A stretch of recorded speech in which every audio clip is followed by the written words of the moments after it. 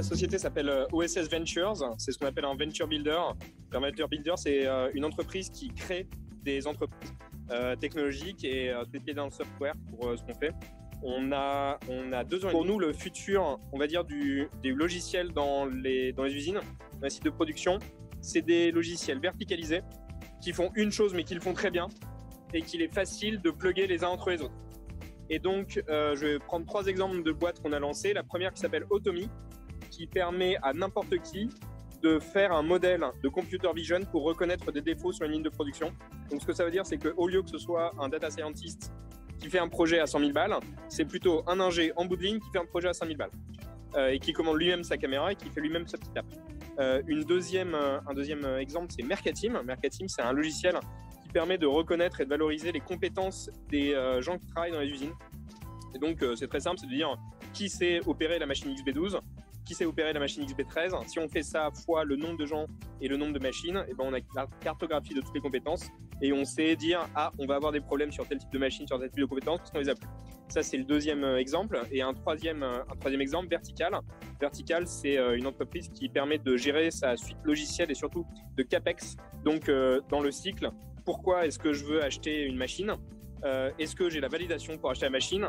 Comment se passe le projet de j'achète ma machine ? Et une fois que la machine est mise, est-ce que ça a bien fait les gains que j'avais dit que ça ferait ?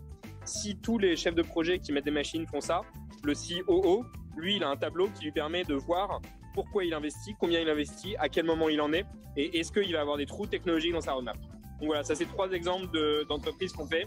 Et nous, on est très contents parce qu'on voit vraiment, on va dire, un changement très profond au niveau des sites de production et une accélération totale de tout ce qui est manufacturing intelligent.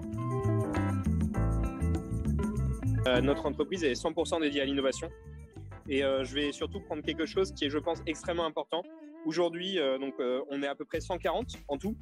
Il y a un tiers de l'effectif, c'est des designers. Et nos designers passent plus de la moitié de leur temps chez les clients.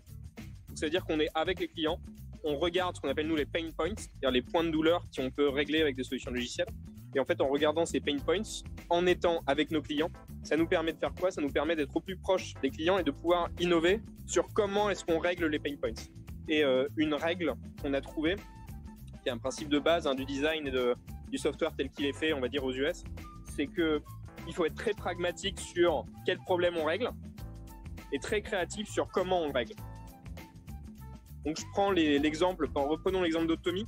Le problème, c'est qu'il y a 30% de l'ensemble des heures badgées aujourd'hui dans les usines qui pourraient être automatisées si jamais on met en place de l'intelligence artificielle de reconnaissance de défauts. Ça, c'est le constat et tout le monde nous dit que c'était le problème. Mais en fait, sur l'innovation, c'est de dire pourquoi est-ce qu'aujourd'hui c'est pas fait ? C'est pas fait parce que ça coûte trop cher. Donc il faut diviser par le 10 le coût du projet. Et c'est là qu'on innove. Si les opérations sont une église, Global Industries, c'est la messe. À savoir, il y a tout le monde et surtout, ça nous permet de voir toutes les tendances. Il y a quelque chose aussi qui est très appréciable, c'est je trouve que Global Industries, de plus en plus, ça devient moins franco-français. C'est beaucoup plus ouvert sur l'extérieur et du coup, ça nous permet d'avoir un vrai moment où on voit un peu tout ce qui se fait. La dernière partie, et c'est très important, on est dans un business qui est quand même un petit business, tout le monde se connaît.